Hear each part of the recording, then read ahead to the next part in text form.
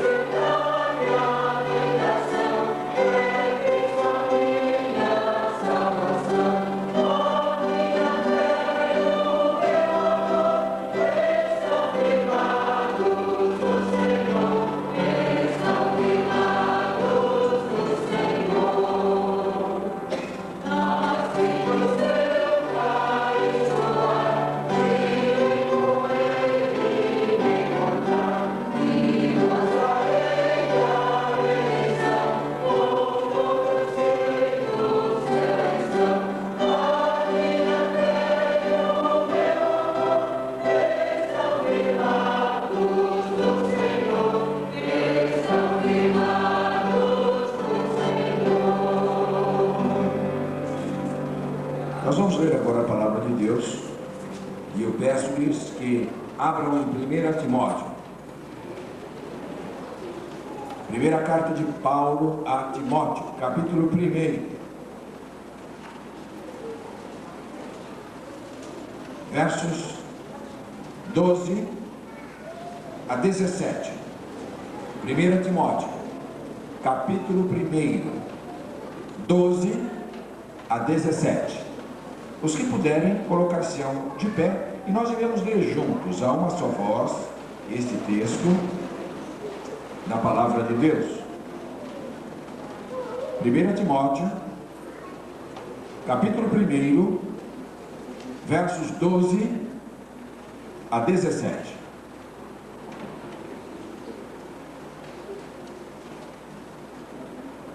Todos juntos leremos esta passagem. Leiamos. E dou graças ao que me tem confortado, a Cristo Jesus, Senhor nosso, porque me teve por fiel, pondo-me no ministério. A mim, que dantes fui blasfemo e perseguidor e opressor, mas alcancei misericórdia, porque o fiz ignorantemente na incredulidade. E a graça de nosso Senhor superabundou com a fé e o amor que há em Cristo Jesus. Esta é uma palavra fiel e digna de toda aceitação, que Cristo Jesus veio ao mundo para salvar os pecadores, dos quais eu sou o principal. Mas, por isso, alcancei misericórdia, para que em mim, que sou o principal, Jesus Cristo mostrasse toda a sua longanimidade, para exemplo dos que haviam de crer nele para a vida eterna.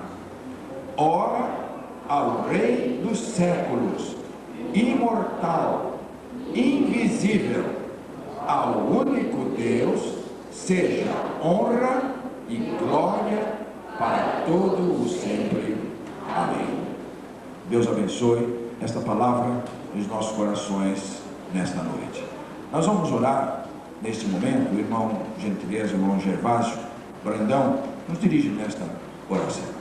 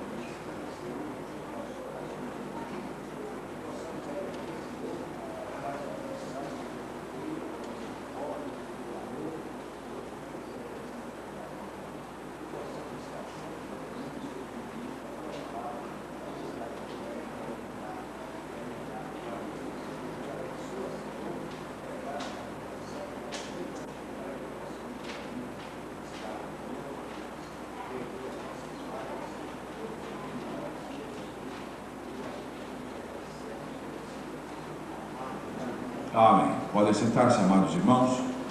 Nós iremos agora, nesta parte introdutória, abrir espaço para o rol de bebês. Nós temos 2 bebês para apresentar e, a pedido da família, eles desejam que seja logo no início do culto, porque acho que um dos papais ainda tem que sair para o trabalho hoje. Então nós vamos chamar agora as irmãs Águida para vir à frente participar também. Cadê a outra?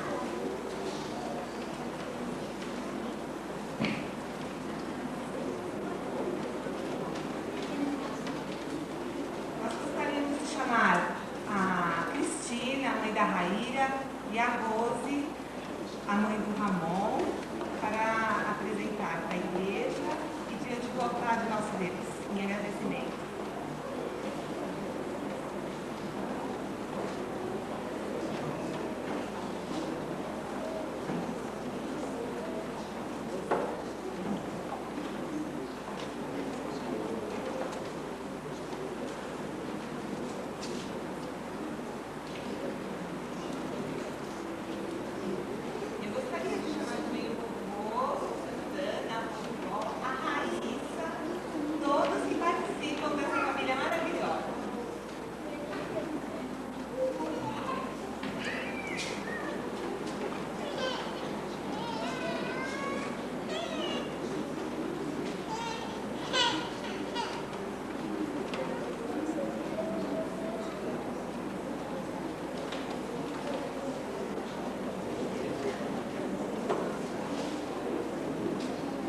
Nós estamos muito contentes com a chegada desses bebês no nosso meio, filhos de pais crentes, sabedores que são e conhecedores profundamente da palavra de Deus. Eu tenho certeza que não vou falar nenhuma novidade, mas toda a água que é jogada na cozinha, ela dá mais uma força, né? Então, eu vou falar sobre sabedoria e sobre disciplina. Disciplina em amor, uma disciplina que é fundamentada nos ensinamentos que nós, como crentes fiéis, já temos. Que os filhos são uma dádiva de Deus e os pais têm uma grande responsabilidade por esse bem que lhes foi confiado.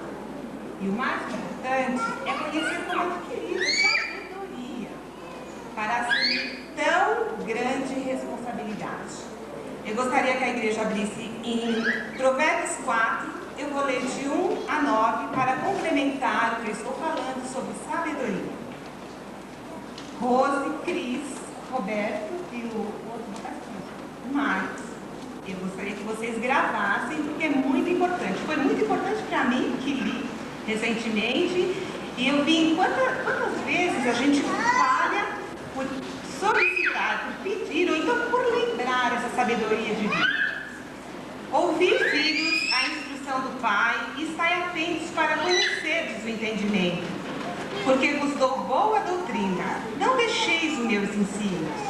Quando eu era filho em companhia do meu pai, tenro e único diante da minha mãe, então ele me ensinava e me dizia: retenha o teu coração as minhas palavras, guarda os meus mandamentos e vive. Adquire a sabedoria, adquire o entendimento e não te esqueças das palavras da minha boca, nem delas te aparte. Não a desampare e ela te guardará. Ama e ela te protegerá. O princípio da sabedoria é: adquire a sabedoria.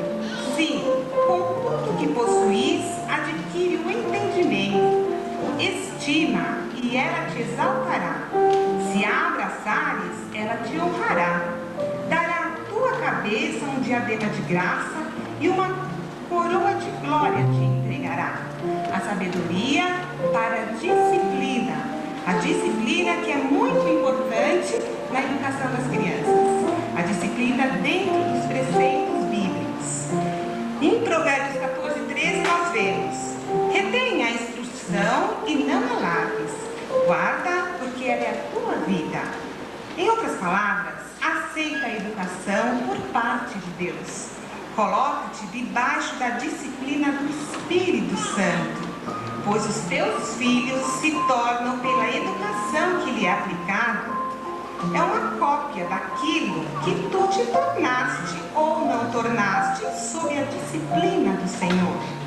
Isso significa fundamentalmente: se nossa vida de fé não está em ordem, também nossos filhos não irão bem. Sabedoria promove muitos benefícios: cuidado e honra, orientação no caminho da justiça, vida, saúde e integridade. Tudo selado pelo grande amor de Deus. Vamos ouvir a irmã Wagner, ela vai trazer o hino Deus é Amor, em homenagem ao nosso Deus maravilhoso, em agradecimento pela vida do Ramon e da Rainha.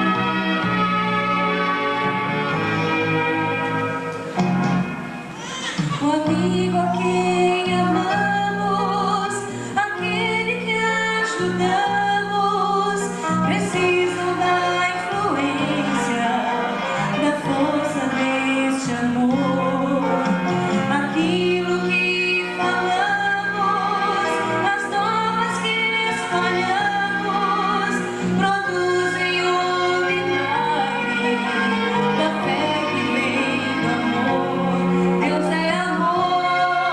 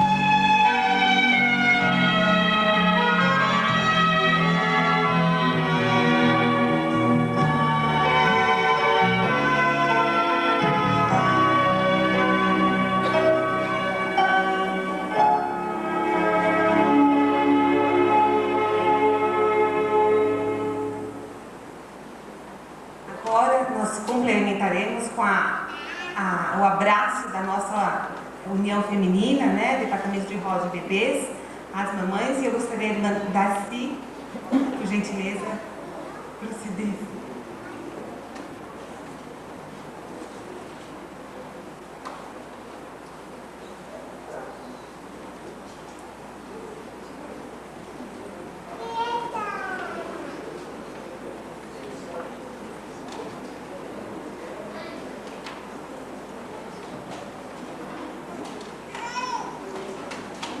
Quando um para, outro começa, eles combinaram, mas este é um momento muito especial na vida da igreja, quando as crianças são apresentadas, por elas oramos, os pais demonstram a sua necessidade, o seu desejo da bênção de Deus sobre os seus filhos e a educação dos mesmos.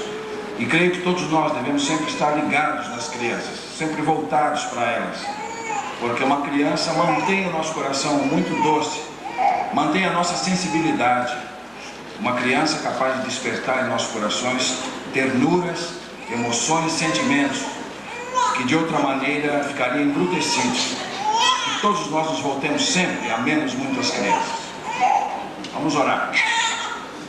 Ó Pai, nós te agradecemos por este momento maravilhoso de bênçãos, de alegria, em que comparecemos com os pais da Raíra e do Ramon em tua presença em oração, para dar-te graças pela vinda destas crianças, para enriquecer sua vida, seu lar, e sobretudo, ó Deus, para trazer uma nova esperança para o mundo.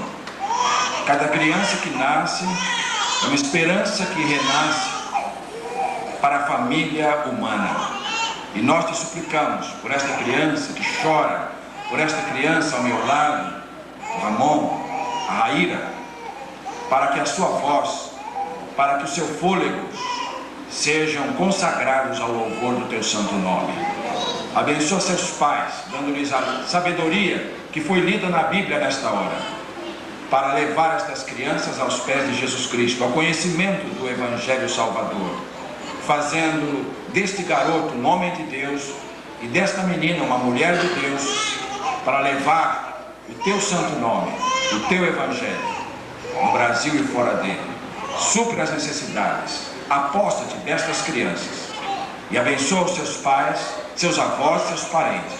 Nós oramos e agradecemos, porque nos sentimos todos mais ricos, nos sentimos todos um pouco mais poderosos e também um pouco mais sensíveis com a chegada destas crianças. Por tudo te louvamos e dependemos da tua direção nestas vidas, por Jesus Cristo. Amém.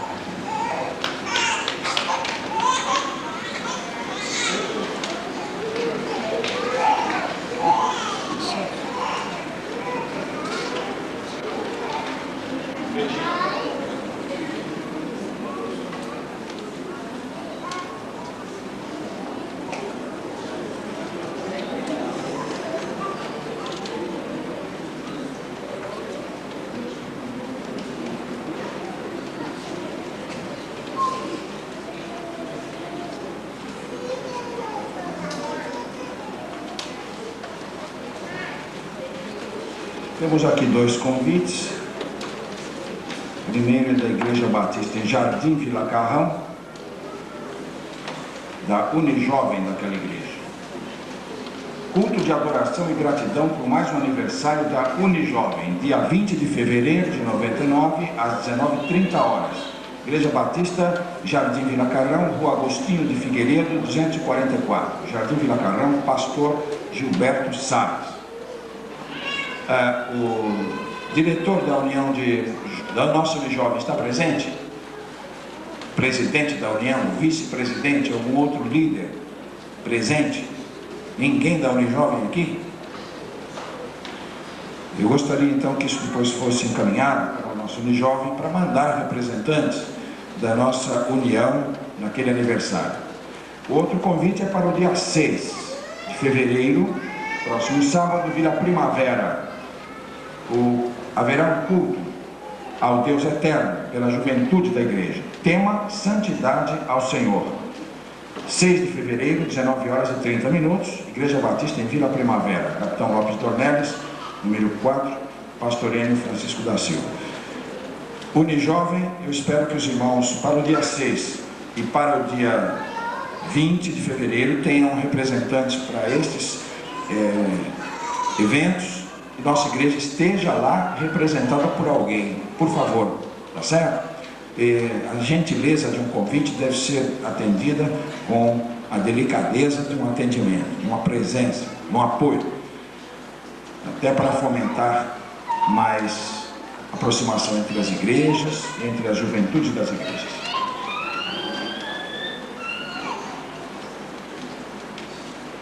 No próximo domingo nós teremos a celebração da ceia do Senhor na parte da manhã. Na última vez que fizemos à noite e no rodízio de horário. Então agora a próxima é na parte da manhã.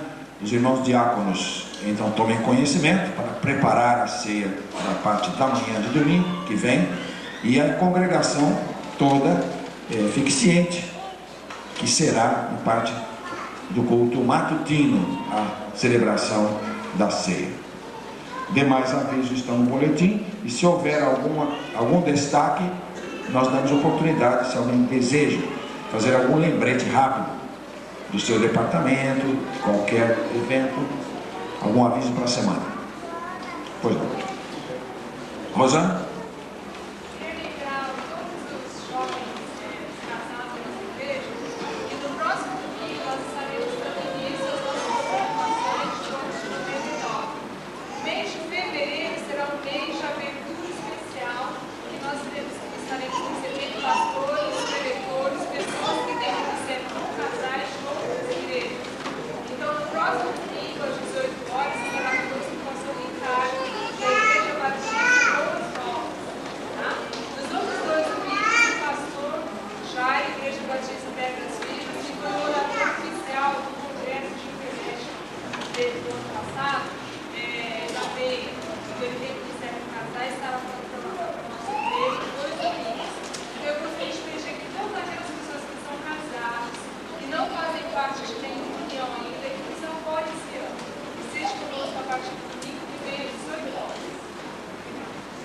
Marli?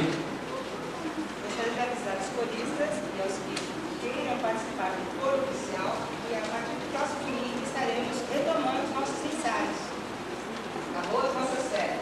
Todos nós estaremos aí. Logo após o término da escola dominical, 9 da manhã, começamos os nossos ensaios novamente. Ok? Mais algum lembrete?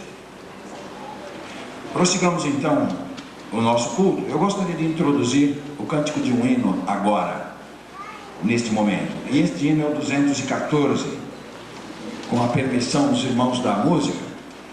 Ele não estava programado, mas eu gostaria, neste momento, de nós o cantássemos, porque ele está em sintonia com o que vamos falar hoje à noite. 214, irmã Wagner, ela nos ajuda aqui na diligência.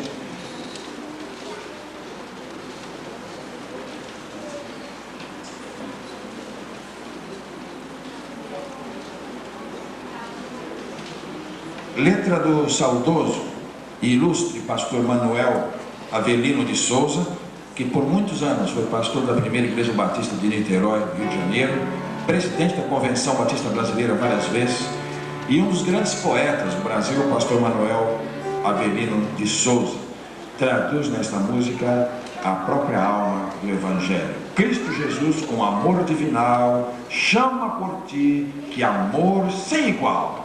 Ele te dá salvação eternal. Vem, pecador, agora, venha a Jesus, o bom Salvador. Ele por ti já sofreu grande dor, sangue verteu no Calvário, dá-te perdão plenário. Lindíssimo. Vamos cantar.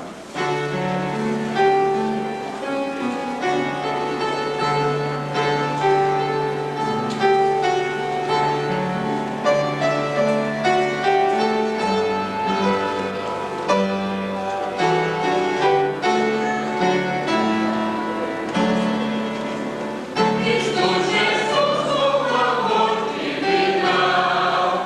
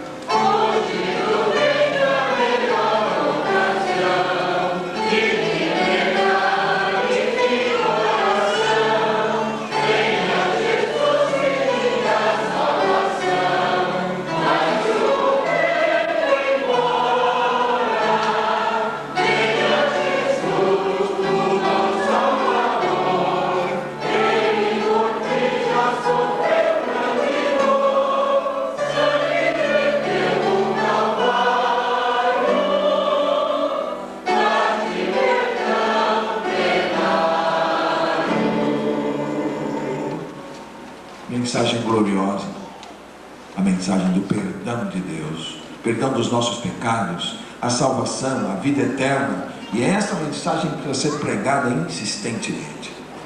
Não podemos abrir mão da própria alma, da essência do Evangelho de Jesus Cristo. É o Evangelho de salvação, o Evangelho de perdão, o Evangelho de vida eterna, de reconciliação.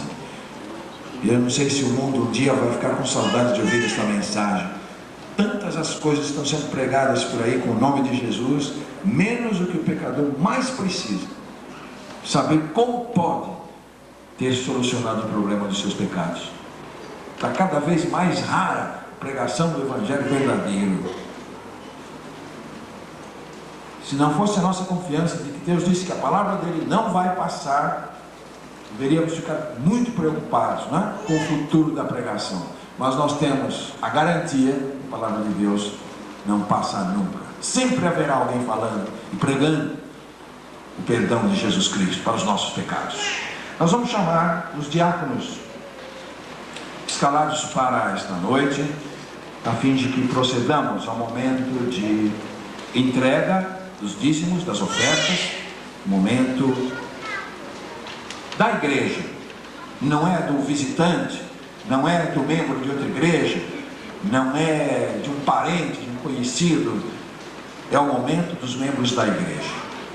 Este é um compromisso nosso com Deus, com sua igreja, um privilégio nosso. Não se espera e não se há de estimular ninguém a dar qualquer coisa a Deus antes que essa pessoa, ela mesma, se entregue a Deus. O que Deus mais quer é o nosso coração. Isso é o principal. Então, primeiro o envolvimento, primeiro o compromisso pessoal com Deus. Depois as outras coisas são tudo consequência, inclusive a contribuição para a manutenção da obra de Deus. Queridos irmãos, estamos a caminho de aprovar um orçamento novo.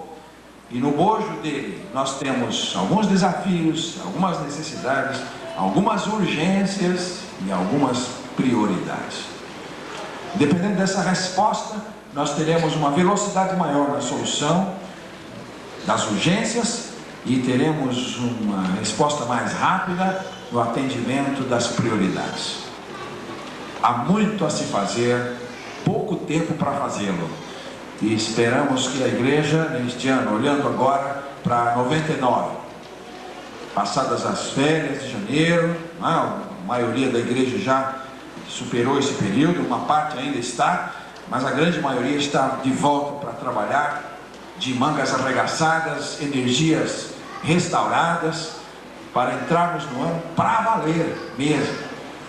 Muito mais do que fizemos no ano passado, cada ano mais, cada ano melhor. Esse é o nosso desafio, cada ano mais, cada ano melhor para Deus. Então hoje nós iremos promover a entrega dos dízimos, das ofertas, só os membros da igreja, num momento de adoração, uma forma de adorá-lo também.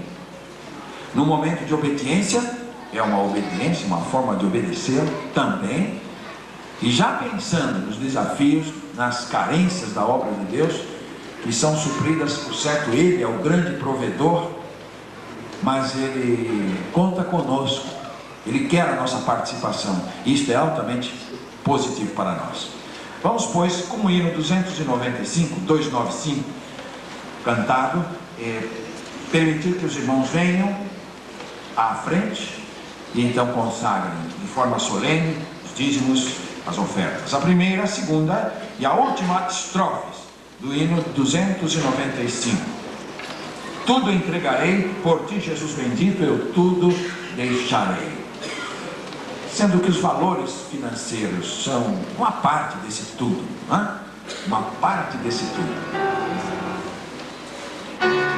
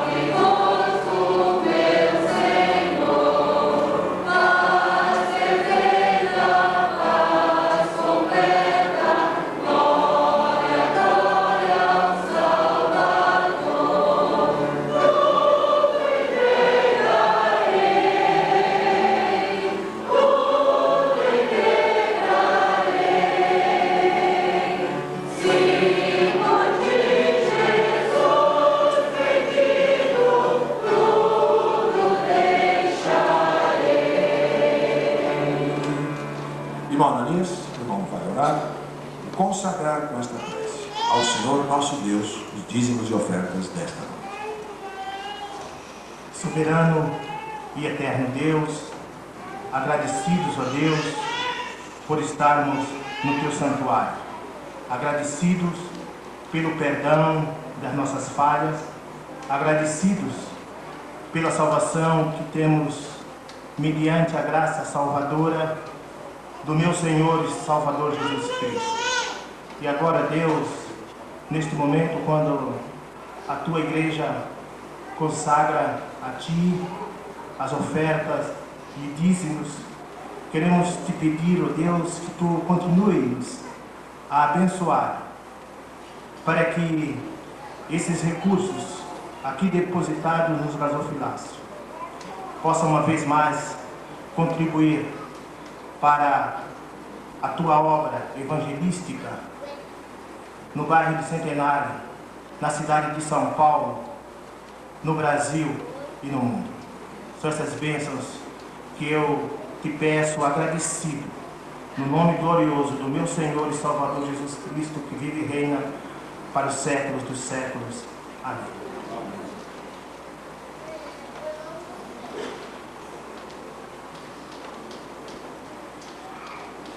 O texto que nós temos para esta noite está no livro de Atos dos Apóstolos. No capítulo 9 desse livro, a partir do versículo 1 até o 22, é o que leremos e tomaremos como base para o sermão desta noite. Hoje de manhã nós começamos a pregar sobre Colossenses. Nós vamos ter uma série de pregações sobre Colossenses.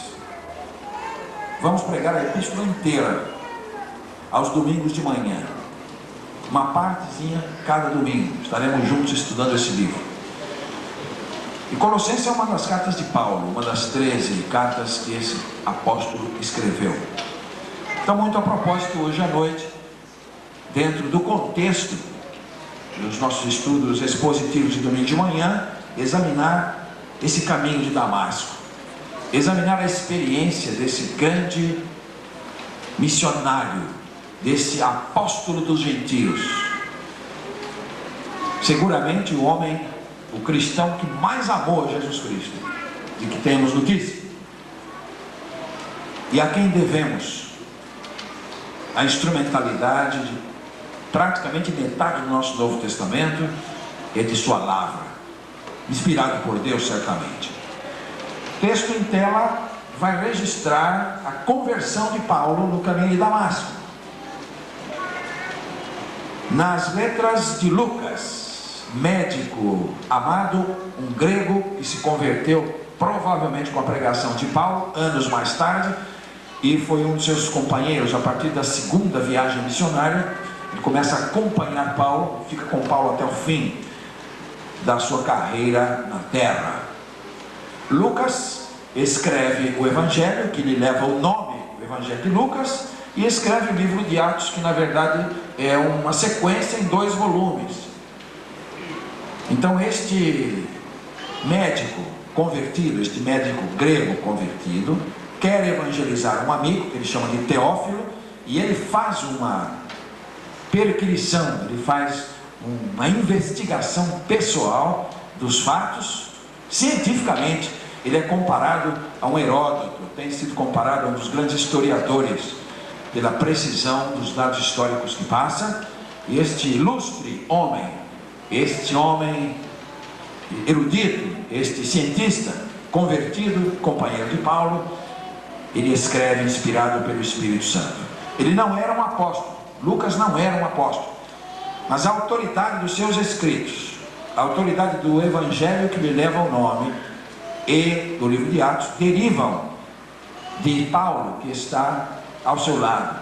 Então, atrás desses escritos está a figura de Paulo, está a presença credenciadora, a presença apostólica de Paulo, porque isso se reflete no que Lucas escreve sob inspiração de Deus. Vejam aqui em que termos o Dr. Lucas certamente de primeira mão, recebendo de Paulo os fatos, ele os reduz a termo, o grego koiné, que temos hoje em português. E Saulo, respirando ainda ameaças e mortes contra os discípulos do Senhor, dirigiu-se ao sumo sacerdote e pediu-lhe cartas para Damasco, para as sinagogas, a fim de que, se encontrasse alguns daquela seita, quer homens, quer mulheres, os conduzisse presos a Jerusalém. E indo no caminho, aconteceu que, chegando perto de Damasco, subitamente o cercou um resplendor de luz do céu. E caindo em terra, ouviu uma voz que lhe dizia: Saulo, Saulo, por que me persegues? E ele disse: quem és, Senhor? E disse o Senhor: eu sou Jesus, a quem tu persegues. Duro é para ti recalcitrar contra os aguilhões. E ele, tremendo e atônito, disse: Senhor, que queres que faça? E disse-lhe o Senhor: levanta-te, entra na cidade, e lá te será dito o que te convém fazer. E os varões que iam com ele pararam espantados, ouvindo a voz, mas não vendo ninguém. E Saulo levantou-se da terra, e abrindo os olhos, não via ninguém. E guiando-o pela mão, o conduziram a Damasco. E esteve 3 dias sem ver, e não comeu, e nem bebeu. E havia em Damasco um certo discípulo, chamado Ananias. E disse-lhe o Senhor em visão: Ananias? E ele respondeu: eis-me aqui, Senhor. E disse-lhe o Senhor: levanta-te, vai à rua chamada direita e pergunta em casa de Judas por um homem de Tarso, chamado Saulo, pois eis que ele está orando. E numa visão ele viu que entrava um homem chamado Ananias, e punha sobre ele a mão, para que tornasse a ver. E respondeu Ananias: Senhor, de muitos ouvi acerca deste homem, quantos males tem feito aos teus santos em Jerusalém, e aqui tem poder dos principais dos sacerdotes para prender a todos os que invocam o teu nome. Disse-lhe, porém, o Senhor: vai, porque este é para mim um vaso escolhido, para levar o meu nome diante dos gentios e dos reis e dos filhos de Israel. E eu lhe mostrarei quanto deve padecer pelo meu nome. E Ananias foi e entrou na casa, e impondo-lhe as mãos, disse: Irmão Saulo, o Senhor Jesus, que te apareceu no caminho por onde vinhas, me enviou para que tornes a ver e sejas cheio do Espírito Santo. E logo lhe caíram dos olhos como que umas escamas, e recuperou a vista, e levantando-se, foi batizado. E tendo comido, ficou confortado. E esteve Saulo alguns dias com os discípulos que estavam em Damasco. E logo nas sinagogas pregava a Jesus, que este era o Filho de Deus. Todos os que o ouviam estavam atônitos e diziam: não é este o que em Jerusalém perseguia os que invocavam este nome, e para isto veio aqui, para os levar presos aos principais dos sacerdotes? Saulo, porém, se esforçava muito mais e confundia os judeus que habitavam em Damasco, provando que aquele era o Cristo. Se os irmãos se recordam, na última mensagem que pregamos, domingo à noite, antes de sairmos de férias, nós falamos do caminho de Emaús. Falamos de um caminho, o caminho de Emaús.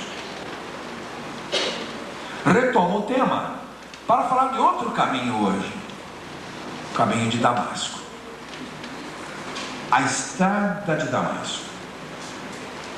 Porque não raro a Bíblia nos mostra alguns caminhos: o caminho largo, o caminho estreito, o caminho que ao homem parece direito, o caminho dos ímpios, o caminho dos justos, o caminho de Damasco, a estrada de Jerusalém para Gaza. São vários caminhos que a Bíblia apresenta como fatos e como ilustrações, que na verdade a vida é uma jornada, não? A vida é uma jornada, e a Bíblia reconhece que nós estamos aqui como peregrinos, demandando outras plagas. Somos aqui como viajores, andarilhos, nômades, a caminho de um destino. Esta é a nossa vida.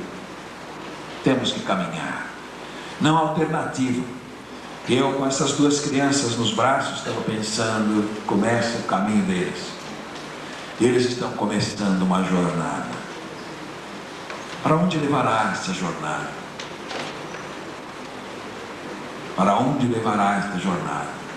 Deus deseja que essa jornada leve a bons portos. Deus deseja que a jornada leve a um bom destino, a um bom lugar. Lugar que Ele já tem preparado. E onde quer que nós vivamos com Ele eternamente. De sorte que, dos caminhos que já falamos, este é o segundo. Oportunamente vamos falar dos outros. O de Emaús e agora o caminho de Damasco. Saulo de Tarso. Esse é o nome primeiro, é a designação primeira desse personagem. Esta figura histórica, esta figura da história do mundo, essa figura da história da humanidade, que não pode ser ignorada pelas pessoas que se importam, pelas pessoas que analisam, pelas pessoas que se preocupam com os fatos da história. A pessoa de Paulo, a figura de Paulo, creio que no Novo Testamento só é suplantada pela do Senhor Jesus Cristo. Depois de Cristo, na verdade, não há outro nome que se lhe equipare. Tal a influência, tal o impacto que Paulo promove e ocasiona no seu tempo, nos seus dias e dali para cá. Impressionante que o nosso Novo Testamento, são 27 livros e 13 foram escritos pela instrumentalidade de Paulo. E se nós contarmos que Atos 9, dali para frente, é Paulo puro, você vai perceber que uma outra grande parte do Novo Testamento gira em torno do ministério, da vida e da pregação deste homem. Sem dizer que se a autoria de Hebreus é dele, então se estende ainda mais a abrangência do peso do ministério de Paulo, do caráter de Paulo, da mensagem de Paulo, no seu tempo e até Jesus voltar. Mas deixe-me dizer-lhes que nada disso assim seria se não houvesse um caminho de Damasco. Se não houvesse uma experiência no caminho de Damasco. Se não acontecesse uma crise existencial, uma crise espiritual no caminho de Damasco. Se não houvesse uma intervenção divina, se não acontecesse um milagre daquele velho Saulo de Tarso, ilustre rabino, um importante e destacado líder do seu tempo, um brilhante mestre religioso, um cérebro, uma mente privilegiadíssimos, um homem cosmopolita, um homem poliglota, um homem de pelo menos 3 culturas: a hebraica por origem familiar, a grega pelo lugar de nascimento e a romana pela cidadania. Paulo era um homem dos mais brilhantes do seu tempo.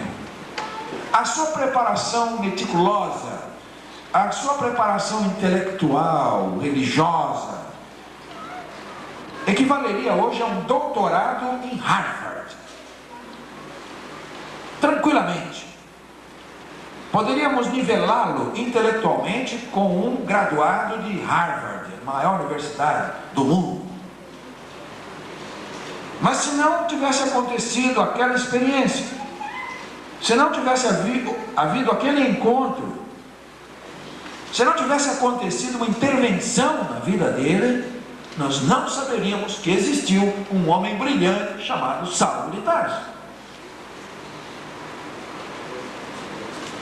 Então não foi a nobreza de sua árvore genealógica, ele era da tribo de Benjamim, a mesma tribo de Saul, primeiro rei de Israel, e ele levava o nome em homenagem certamente a esse destacado personagem da história da tribo de Benjamim.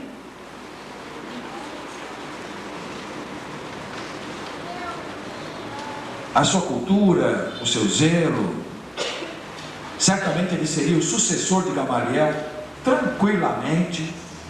Gamaliel era o maior mestre do seu tempo, foi o mestre, o preceptor pessoal dele, e certamente ele sobrepassaria Gamaliel por sua capacidade, porque Paulo tinha uma característica que nas mãos de Deus, nas mãos certas, fizeram de Paulo o que Paulo era. Paulo era uma pessoa, não era uma pessoa de dedicação pela metade. Ele sempre foi uma pessoa de inteira dedicação ao que fazia. Paixão, sabe o que é paixão por algo que faz? Não é fazer algo dividido, não é fazer algo por partes, não é fazer algo estanquemente, não é uma vida estanque, não é dispersiva, não é pegar as coisas por simples dever de ofício. A natureza deste homem era se aferrar às suas convicções, viver por elas e morrer por elas, se preciso fosse. Senhores, se nós formos analisar com cuidado os grandes vultos, os grandes benfeitores da humanidade, eles terão um traço em comum. Todos eles foram pessoas de alta concentração, de alta dedicação, de alta paixão pelo que fizeram. Foram pessoas que pagaram um preço muito alto de renúncia. Foram pessoas que entraram em choque até em muitos casos, por causa de suas convicções. Mas se assim não fosse, essas pessoas não teriam se destacado na sua geração. Essas pessoas não teriam entrado para a galeria da história, e muito menos para a galeria dos benfeitores da humanidade. Então o que se requer para qualquer diferença que se faça é que se seja apaixonado por aquilo que se acredita, que a pessoa se entregue integralmente para aquilo que acredita. E se essa pessoa estiver entregue totalmente para aquilo que acredita, se estiver errado, Deus tomará providências. Deus tomará providências para encaminhar o seu potencial para aquilo que estiver certo. A Bíblia diz, Jesus diz: oxalá fosses frio ou crente, frio ou quente, porque és morno, vomitar-te-ei da minha boca. Jesus não admite o meio termo.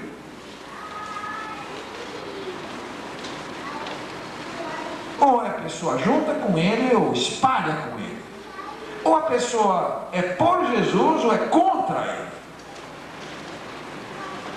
Jesus não tem admiradores. Jesus ou tem seguidores ou inimigos.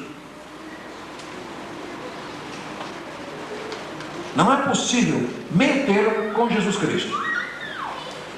De sorte que Deus vendo primeiro a sinceridade do coração do homem. Paulo era sincero, errado no seu conceito.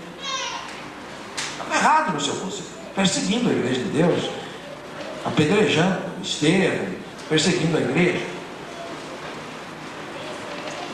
Os seus motivos eram sinceros. A sinceridade não é critério da verdade. A pessoa pode estar sinceramente equivocada. A verdade não depende da sinceridade.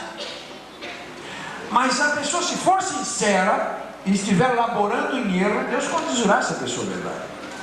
Conhece as intenções. Então Paulo era um homem de consciência.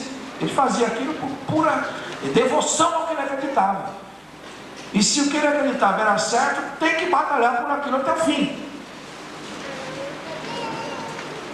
Então, esta característica de uma paixão, de uma devoção, de uma consagração, de uma aderência forte aos seus princípios,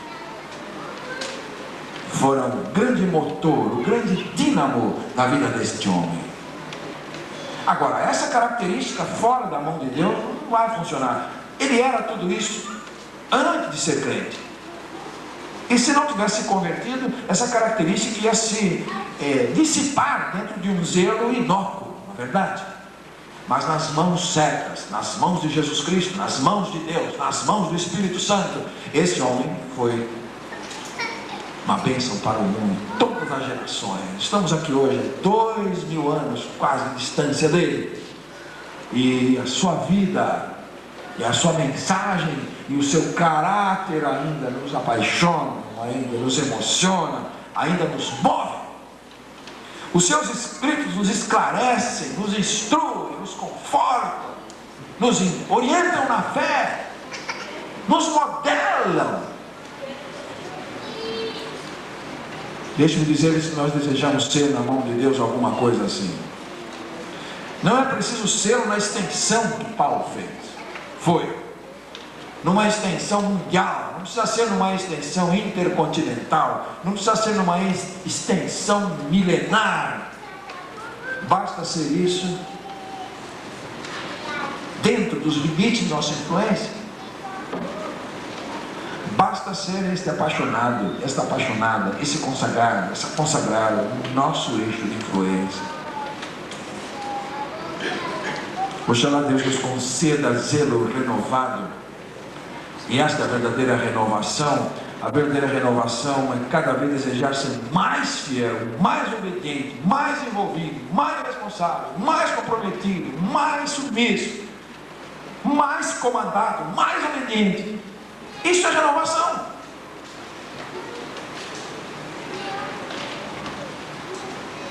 Eu quero destacar aqui algumas coisas, senhores, algumas características desse caminho, deste homem que persegue a igreja.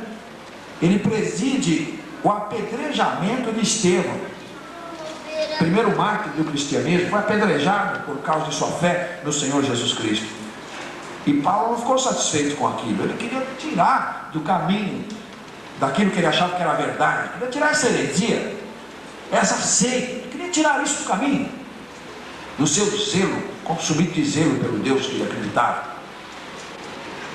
E então ele vai, entra nas casas, e ele toma as pessoas presas, e ele tortura, ele perturba, mas não está satisfeito não. Ele pensa fazer uma limpeza em Jerusalém, já está pensando lá na Síria. Eu vou sair daqui, eu estou sabendo que tem pessoas lá, e eu vou lá. Ele pede as cartas, e eu imagino o coração dele na viagem, acompanhado daquela escolta, com as cartas, os documentos que davam-lhe direito de prender as pessoas daquela seita. Ele vai respirando ameaças. A Bíblia diz que ele vai respirando ódio. A Bíblia diz que ele vai num sentimento de tremenda revolta, não contra aquelas pessoas. E diz aqui que Paulo respirando ameaças e mortes, meu irmão. Versículo 1. Sabe o que é respirar ameaças e mortes? Essa é uma expressão extremamente forte, hein? Paulo era uma pessoa de coração inteiro no que fazia. Respirar ameaças e mortes quer dizer, não é uma pessoa que é uma coisa no momento. Respiração é uma coisa que nós fazemos o tempo todo. Até dormindo você respira. E graças a Deus por isso. Não é isso? Graças a Deus por isso. Nós respiramos 24 horas por dia, porque não podemos simplesmente viver sem respirar. Viver a vida cristã e viver o Evangelho é com respiração, é acordado e dormindo. Paulo respirava ameaças e morte. Era um homem por inteiro. Então ele vai com cartas, ele vai com autoridade, ele vai com credenciais, ele vai para confrontar.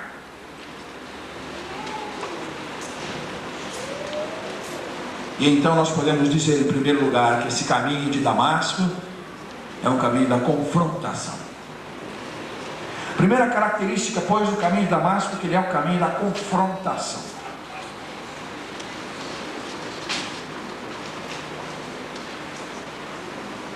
O que é confrontar? Interessante as palavras. Confrontar é frente com frente, é dar de frente, não é? Com frente, uma frente com a outra. Daí a palavra confrontar, é dar de frente. Paulo foi para dar de frente com os crentes, queria dar de frente com eles, ver quem era que defendia esse Jesus Cristo que ele não acreditava, ver quem era que estava divinizando um homem lá de Nazaré. Ele queria ver de frente as pessoas, para exigir delas ou a renúncia desse nome, ou sofrer por ele. Ele vai para confrontar, dar de frente. Só que ele não sabia que havia outro que iria confrontá-lo. Jesus ia dar de frente com ele. Viajando de Jerusalém até Damasco, intensifica essa situação de Paulo. Ele vai determinar, não importa o que esteja no seu caminho, confrontação é segura. Mas à medida que ele se aproxima do caminho de Damasco, ele foi confrontado por uma luz dos céus que lhe fez cair do cavalo. Saulo precisou cair do cavalo.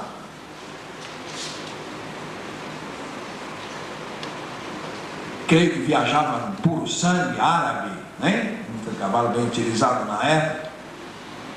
Um homem de sua estirpe não ia viajar no jumentinho, nem no camelo desconfortável. Certamente um árabe puro sangue.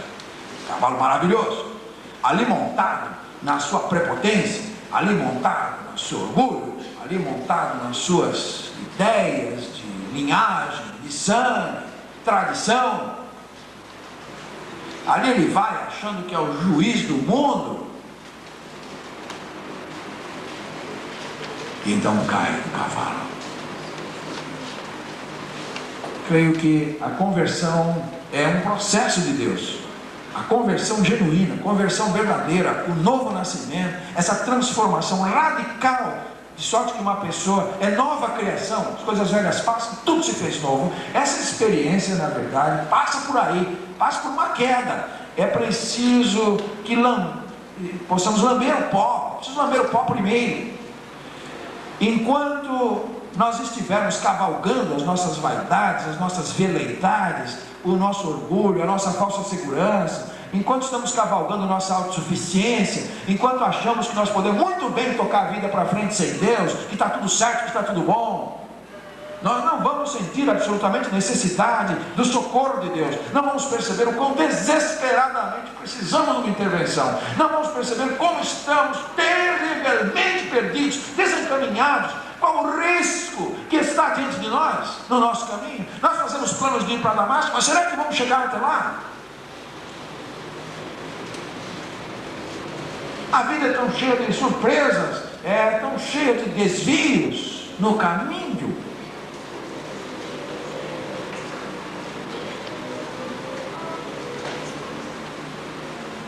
Então caiu de cavalo. Deus, antes de reconstruir um homem novo, Ele tem que fazer com que o velho homem saiba que do pó foi tirado, o pó ele vai voltar. Antes que Ele possa nos conceder a exaltação de nos salvar pelo sangue do Seu Filho Jesus Cristo, e antes que Ele possa se dignar ao beneplácito de nos dar o Seu Espírito Santo, como penhor da herança, antes que Jesus Cristo possa fazer morada no meu coração, Ele precisa fazer-me ver pessoalmente quanto eu preciso dele. Por isso, ser um crente, ser um salvo, é ser uma pessoa humilde, como veremos daqui a pouco. Não há nenhuma veleidade, não há nenhuma vaidade, não há nenhuma presunção de dizer eu vou para o céu. Sabe por quê? Porque antes de dizer isso, Deus precisa me mostrar quem sou realmente. Então ele cai ao chão, porque uma luz intensíssima brilhou. Certamente o cavalo se desgovernou num susto e o derrubou por terra.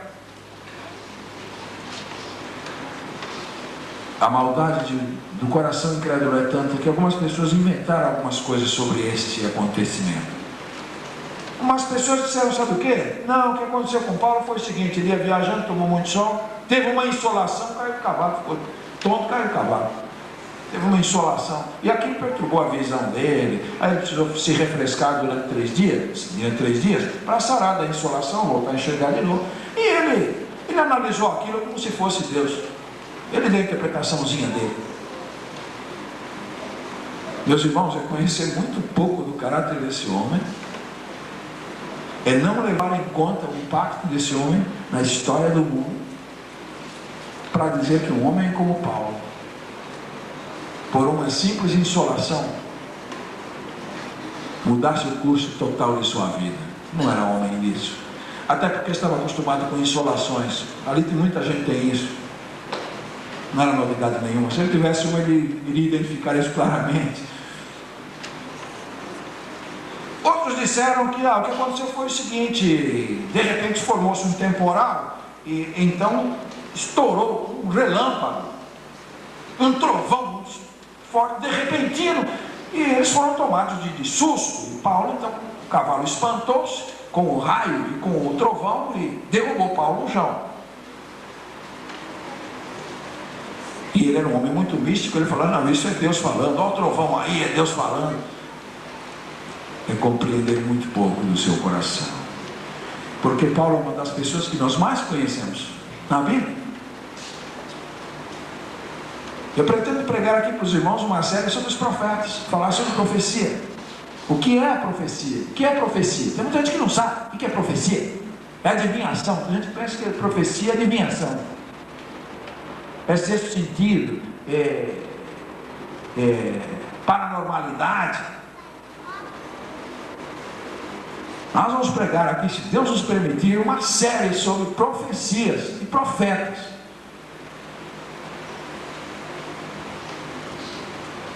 E quando falamos em profecia ou profetas, não podemos deixar Moisés de lado, que é a base de toda instituição profética. Ele é o paradigma dos profetas. Moisés é o profeta padrão.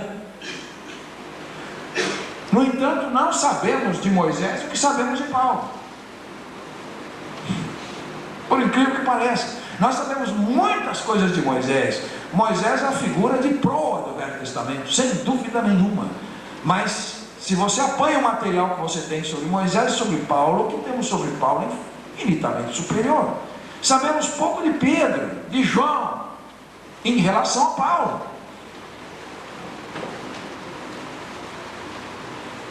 Então, pensar que Paulo iria ter essa transformação em sua vida por causa de um relâmpago, de uma tempestade repentina, é não levar em conta as evidências que temos.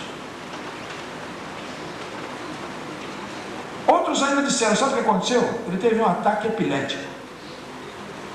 Ele vinha vindo, deu um ataque epilético, começou e caiu lá no chão.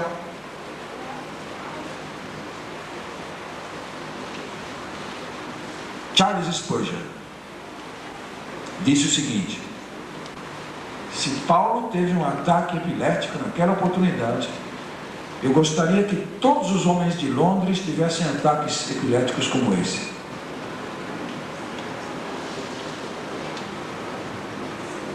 As pessoas estão sempre tentando explicar naturalmente aquilo que é sobrenatural, aquilo que Deus faz.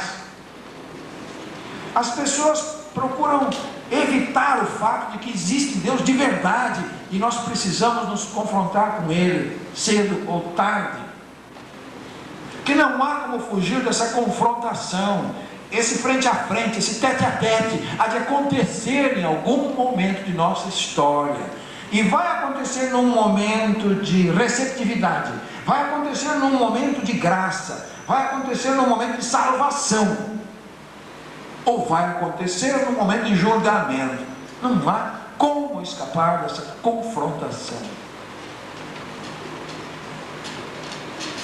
É isso que Jesus quer dizer, em outras palavras, quando ele diz: aquele que poupar a sua vida vai perdê-la. Aquele que poupar a sua vida vai perdê-la, mas aquele que perder a sua vida por amor de mim, esse a ganhará. Jesus usa um paradoxo para falar nisso, que essa confrontação vai produzir vida. Se nós morrermos na conversão e nascermos de novo, produz vida. E se nós preservarmos o nosso ser, se nós preservarmos o nosso jeitão, sem permitir Deus trabalhar, nós preservamos a vida, não vamos perdê-la.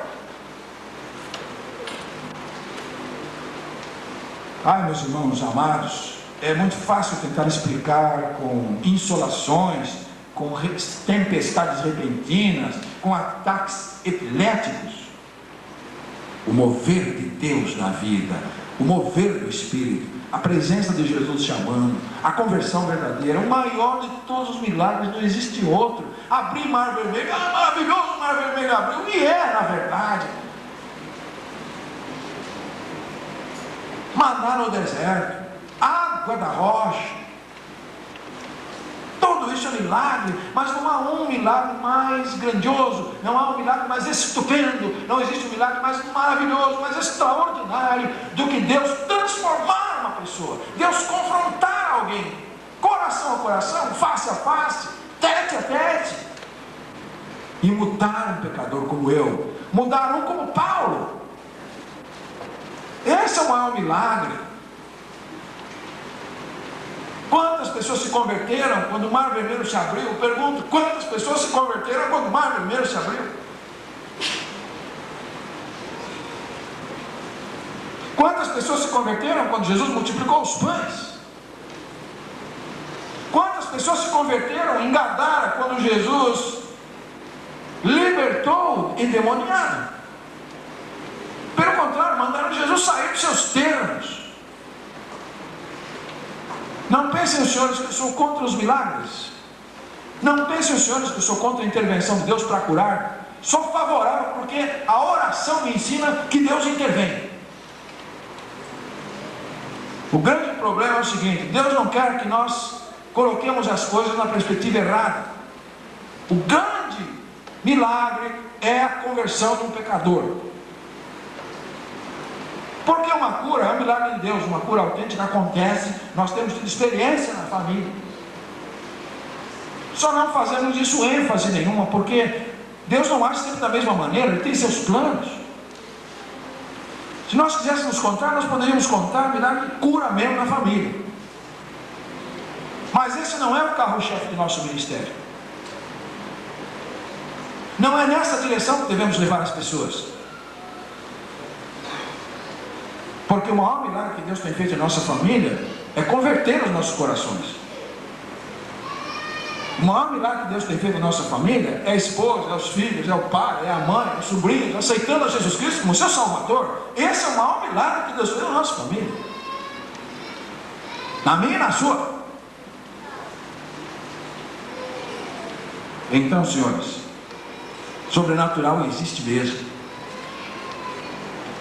E o maior de todos os milagres é um pecador perdido como eu. Não entendia nada de Deus, não sabia da minha situação espiritual, não sabia nada de céu, não sabia nada de inferno, não sabia nada de justiça, não sabia nada de juízo final, não sabia nada da ira de Deus, não sabia nada do amor de Deus, não sabia da minha culpa. E agora eu sei tudo isso. É milagre ou não é? Evidentemente é um milagre. Eu não fui buscar esse conhecimento, eu não estava atrás dele, eu não estava interessado nesse conhecimento. Não tinha valor nenhum na minha vida. Até os meus 18 anos não tinha valor nenhum para a minha vida. Eu queria mais balançar o corpo no rock, meu querido. Um baile me trazia uma emoção muito grande. Uma bela menina nos braços e um som maravilhoso lá do disco. Salãozinho de baile, quer coisa melhor do que isso? Uma Coca-Colinha.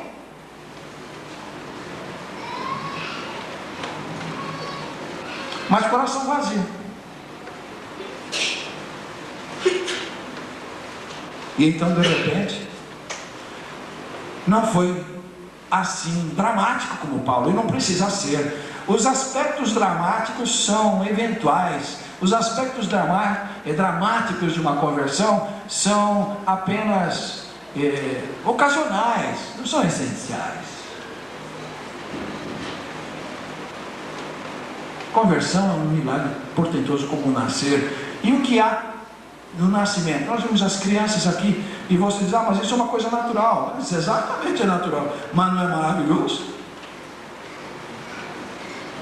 Quando nasce uma criança, treme a maternidade, racha a parede, desce fogo em algum lugar, dá tremelique em alguém? Não, senhor. Quem sofre pouco é a mãe, só lá para ter. Mas até isso é natural. Mas que milagre portentoso, um novo ser veio ao mundo, uma vida foi transmitida, um pedaço de você vai ter vida independente, que coisa maravilhosa, tem um nome, uma personalidade, que coisa maravilhosa. No entanto, convivemos com isso todos os dias e não damos importância nenhuma. Deus trabalha convertendo pessoas e não é preciso que vejamos nada. Senhores, nunca tive uma visão, nem quero ter. Uma vez um carismático falou, mas pastor, eu só precisa ter uma visãozinha aí, eu só nunca teve uma visão. Eu não quero não, meu irmão. Muito obrigado, não quero ter visão não. A minha ambição é ter aquela bem-aventurança. Bem-aventurados os que não viram e creram. Eu quero estar dentro dessa bem-aventurança. Tomé, porque tu me viste, tu creste. Bem-aventurados os que não viram e creram. Meu irmão, eu gostaria de estar nessa bem-aventurança aí, viu? Não vê nada, mas creio em Deus, na palavra de Deus. Então, senhores, é isso que acontece. A história de Paulo é uma história de confrontação. Jesus o confronta em 3 aspectos. Primeiro, por que me persegues? Primeiro, por que me persegues? Senhores, vamos entender uma coisa. Evangelho é uma questão pessoal. Vamos entender uma coisa, Evangelho, a salvação, o plano de Deus para salvar é uma questão pessoal, não é uma questão institucional. Vamos entender que a salvação é uma questão pessoal, não é uma questão de ritualista, não é ritual. Ela não é institucional, quer dizer, não está ligada a uma instituição, nem mesmo a igreja, se querem saber. A salvação não está ligada nem mesmo à igreja, se querem saber. A salvação está ligada não à instituição da igreja, está ligada a uma pessoa chamada Jesus Cristo. A igreja é a instituição para quem é salvo. A igreja não salva ninguém não. A igreja não é uma questão ritual, não está ligada a rito. Eu sou batizado, portanto lavou meus pecados. Não, senhor, não está ligada a ritual nenhum. Salvação é uma questão pessoal. Pessoal. Não é uma questão de obras. Não é uma questão de esforço. Não é uma conquista do caráter. Não é. Ah, mas estou sendo melhor, estou melhorando aqui, eu deixei isso, eu parei com aquilo, eu não faço aquilo, outro. Não é melhora de caráter. Embora a melhora de caráter seja de se esperar de uma pessoa salva, ela vai ser o resultado de uma pessoa salva, necessariamente, mas ela não produz a salvação. Jesus Cristo disse que algumas pessoas que estão acreditando na melhora do caráter para ir para o céu estão perigosamente enganadas. Porque ele diz, olha, o espírito mal sai do homem. O espírito mal sai do homem, ele vai para lugares áridos. E então ele não acha onde ficar, então ele volta de novo para aquele lugar. E ele acha a casa do homem adornada, limpa e decorada. Então ele volta para essa casa de novo. Ele traz mais 7 espíritos com ele. E o estado desse homem se torna pior do que antes. Ele era habitado por um espírito maligno, agora tem pelo menos 8. O que Jesus queria dizer com isso é que os judeus estavam querendo ganhar o céu por serem bonzinhos. Não, senhores, obras não salvam, caridade não salva, fazer o bem não salva, uma esmolinha não salva, melhorar moralmente não salva, deixar de fumar não salva, deixar de beber não salva. A salvação é uma questão pessoal. Jesus falou, porque me persegues, não estás cuidando de igreja. Ah, se nós conseguirmos a nossa pregação, pelo menos deixar essa parte humana clara, que alguém tem que explicar. É claro que o Espírito Santo vai dar a lucidez, o Espírito Santo vai dar o discernimento, o Espírito Santo vai iluminar a compreensão, vai tocar a sensibilidade. E esse milagre é de Deus, não há homem que faça esse milagre, não há pregador que converta um pecador. Por mais oratória que ele tenha, por mais preparação intelectual, por mais palavras difíceis, por mais recursos que ele tenha na oratória, um pregador não converte ninguém. Mas um pregador tem o dever de ser uma voz audível, de ser uma voz inteligível, de dar as informações. Não vai nenhum anjo fazer isso. Então o que precisamos na nossa pregação é devolver ao povo o direito que ele tem de ouvir de Jesus, o Jesus verdadeiro, pelo menos uma vez na vida. Porque me persegues? Você está compreendendo que não é por ser da tribo de Benjamim? Você está compreendendo? Fariseu, sou zeloso da lei, da tradição dos meus pais, eu sou um homem sincero, um homem limpo. A vida moral de Paulo era inatacável. Era um homem de escola, era um homem de elite moralmente. Estava perdido, como todos os outros. Pior ainda, com toda essa carga positiva, que ele achava que era positiva, estava perseguindo a verdade. Por que me persegues? Por que me persegues? Jesus é pessoalmente o caminho da salvação. Não é Maria, não é José, não é Pedro, não é Paulo, não é Tomé, não é Sebastião, não é São Cipriano, não é Cosme e Damião, não é São Jorge, é Jesus. Segunda confrontação, eu sou Jesus. Primeira confrontação, por que me persegues? Segunda confrontação, eu sou Jesus, a quem tu persegues? E naquele momento eram os dois apenas. Não mais farisaísmo, não mais lei, não mais tradição, não mais genealogia gloriosa, não mais status, não mais doutorado, não mais mestrado, não mais nada disso. Não mais circuncisão, agora é Saulo e Jesus. Eu sou Jesus. Que bom quando nos dirigimos diretamente para Ele. Que bom quando nos confrontamos diretamente com Ele. Quando abstraímos todos os outros detalhes. Ah, eu não vou seguir porque tal crente fez isso. Eu não vou seguir porque tal pastor fez aquilo. Eu não vou seguir porque tal igreja faz isso, aquilo, outro. Eu não vou seguir porque tem um enganador ali, um mercenário lá, outro que está enriquecendo, enganando o povo a colar. Eu não vou seguir por isso e por aquilo. É você e Jesus, você e Ele. Esqueça tudo o resto. Eu sou Jesus, eu sou Jesus. É assim que Jesus Cristo quer lidar com você, mais ninguém no meio, você e ele, pessoa a pessoa, coração para coração, vida por vida, você e ele. Eu sou Jesus.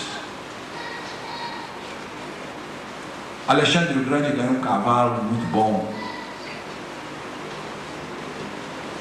de Filipe II, seu pai, presente. E ele queria preparar aquele cavalo para a batalha. E o cavalo foi colocado nas mãos dos melhores domadores da Macedônia. E era um bicho indomável, ninguém conseguiu domar aquele cavalo. Alexandre estava com 15 anos. Ele está ali observando o que acontece, esperando que esse seu animal seja tomado. Ele quer já entrar na posse daquela tremenda arma, que ele recebeu. E de repente, ninguém consegue tomar o animal, montar e cair, não tem jeito.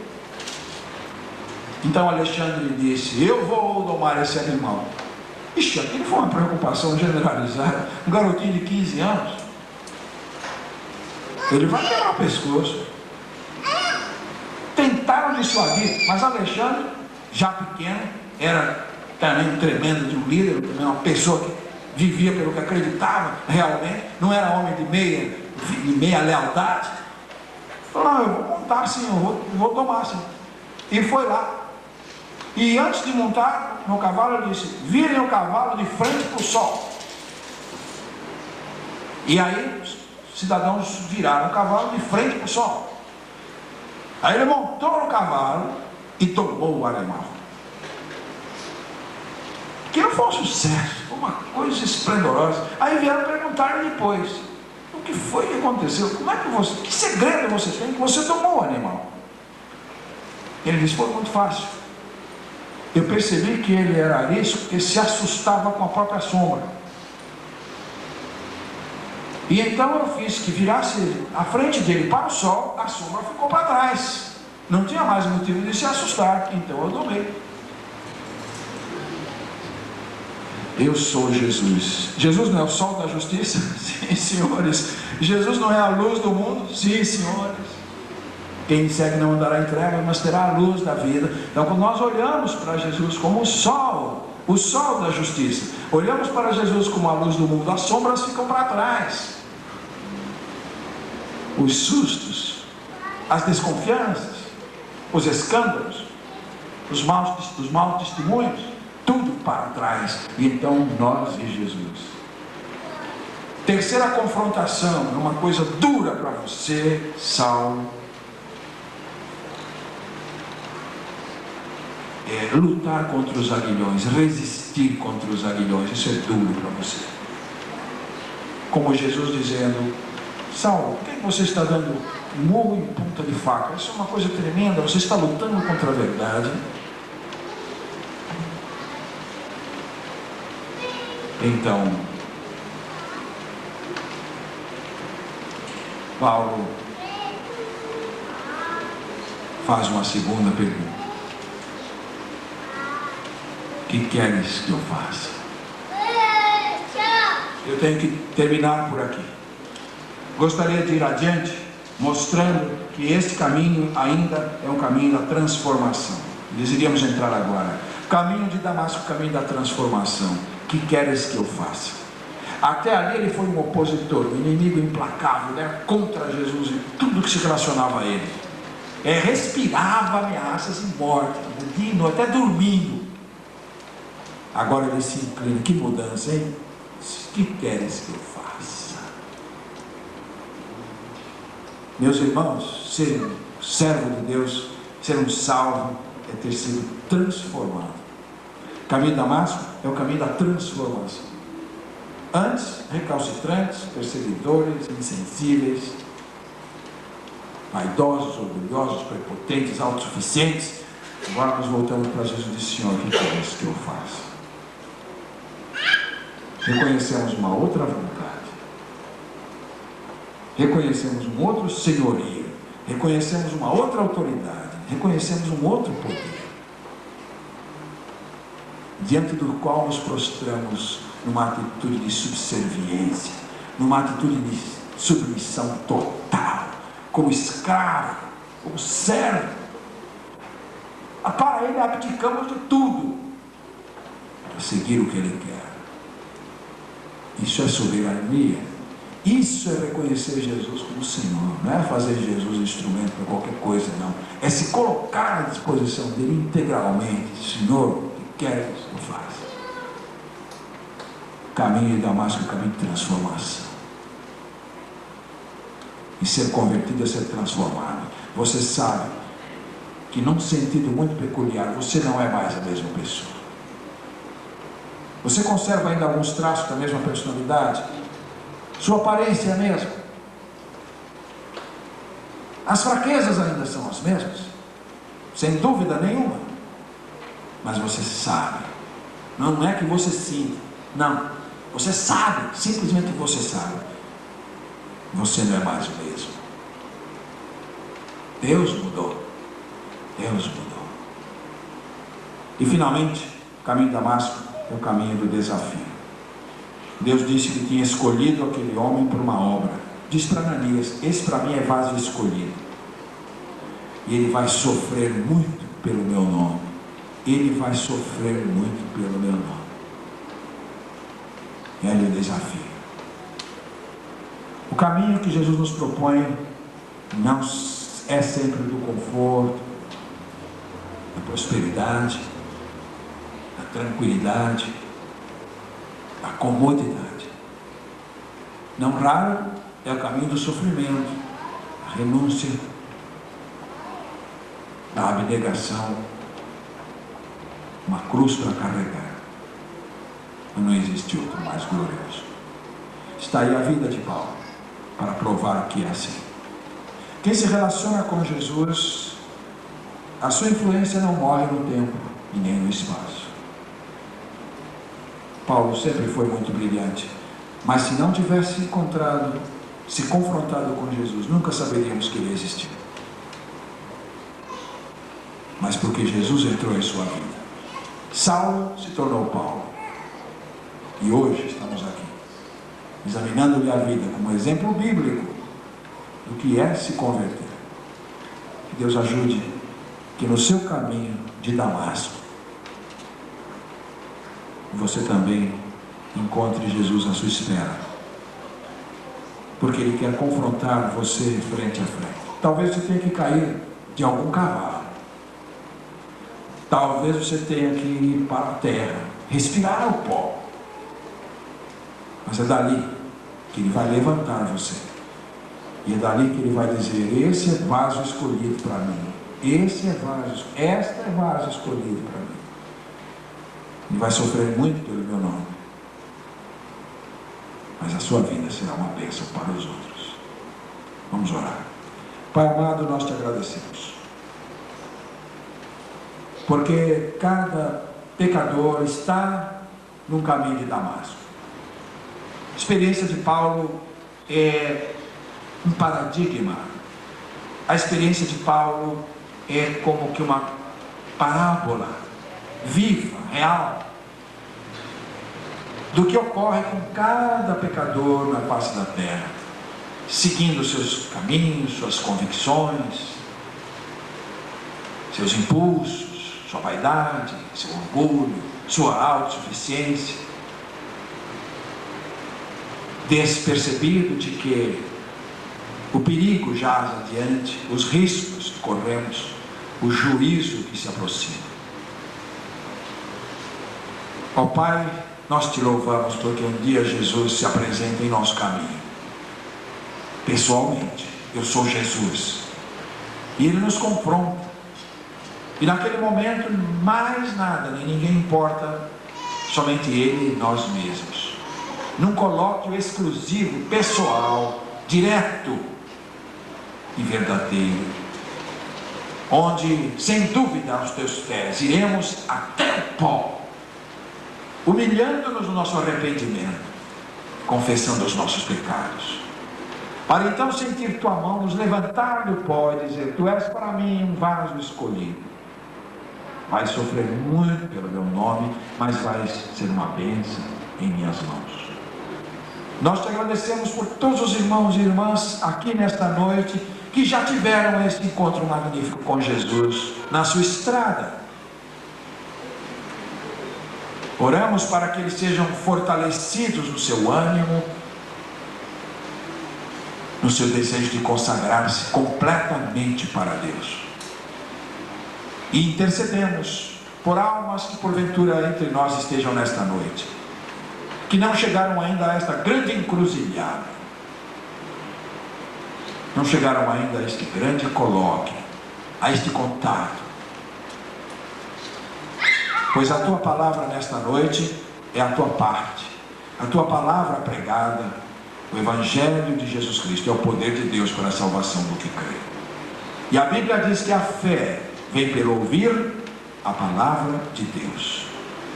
Rogamos-te que a pregação desta noite, não só a contida no sermão, mas em todas as partes do culto, essa pregação integrada no culto total, seja o teu toque, seja o teu recurso, seja o teu instrumento, para confrontar os pecadores entre nós, trazê-los de volta ao teu seio. Nós te suplicamos em nome de Jesus. Amém. Vamos encerrar, meus amados irmãos, com o hino 556, 556 do cantor cristão. 556, 556. Que será a nossa oração conjunta, a nossa oração de despedida. Deus abençoe a vocês todos. Mais uma semana que se abra. Que o Senhor possa aplicar a palavra dele no seu coração e produzir os frutos que ele deseja. Obrigado por estar conosco. Volte para ouvir de novo a palavra de Deus. Se tem uma Bíblia em casa, leia o seu Novo Testamento, oração, o coração aberto. Deus quer falar a sua vida, o seu coração, por sua palavra.